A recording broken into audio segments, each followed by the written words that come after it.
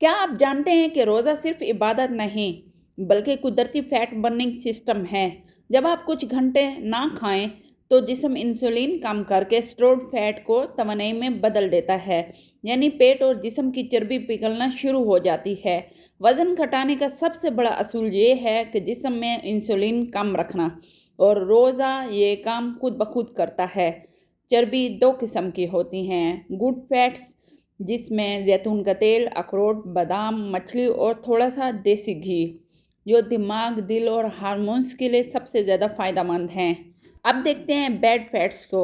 इसमें नाशपाती घी, डोनट्स, पकोड़े, पिज़्ज़ा और बर्गर ये सब आता है। ये दिल और वज़न दोनों के दुश्मन हैं। इसी तरह रोज़ाना प्रोटीन 0.8 टू 1.2 ग्राम फ़ी किलो वज़न लेना ज़रूरी है, जैसे कि अंडे, दालें, चिकन, मछली, चने, क्योंकि प्रोटीन भूख को कम करता है और मसल्स बनाता है।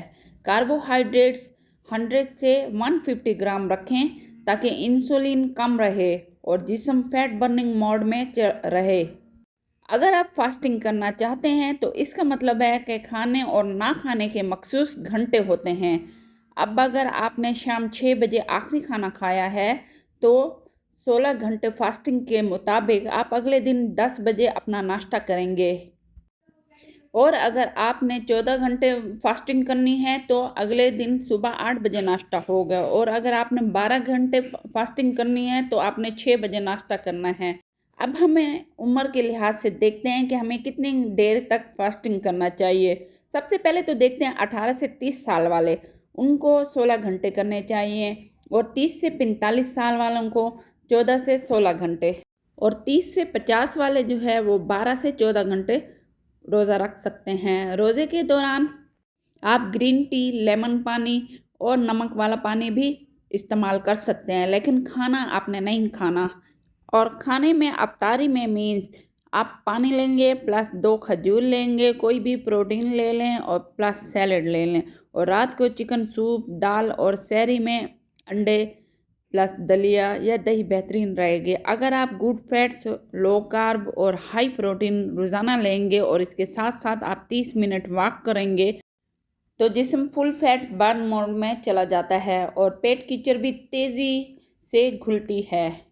जिस्म 6 PM के बाद कुछ ना मिलने पर पहले ग्लाइकोजन को इस्तेमाल करता है, फिर 12 घंटे मुकम्मल होते हैं तो चर्बी टूट कर फ्यूल बनती है, जिसे कीटोसिस कहते हैं। यही वो स्टेज होती है कि जहां जिस्म खुद अपनी सफाई करता है, डैमेज सेल को हटा देता है और हार्मोन्स को बैलेंस करता है और मेटाबॉलिज्म को बहुत ही बेहतरीन बनाता है।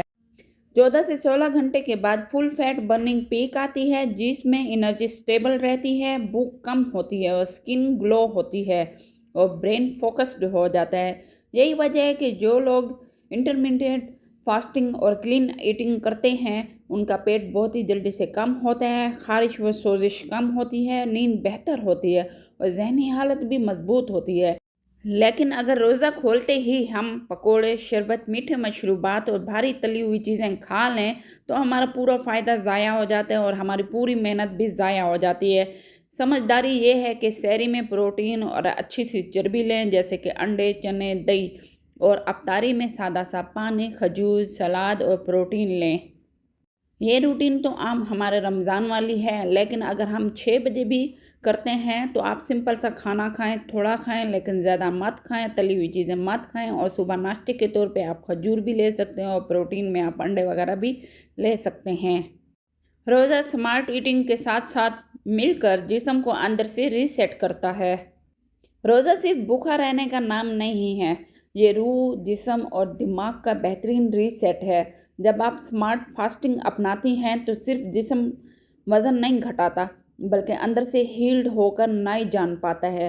यही वो लम्हा है जब इबादत में लज़्ज़त बढ़ती है, जहन हल्का होता है, नींद बेहतर होती है और ज़िंदगी आसान लगती है।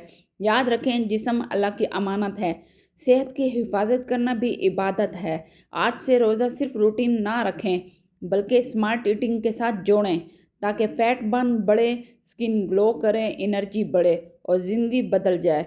हेल्दी रहें, खुश रहें, क्योंकि जब आप फिट होती हैं तो हर काम आसान, हर दुआ गहरी और हर लम्हा रोशन हो जाता है।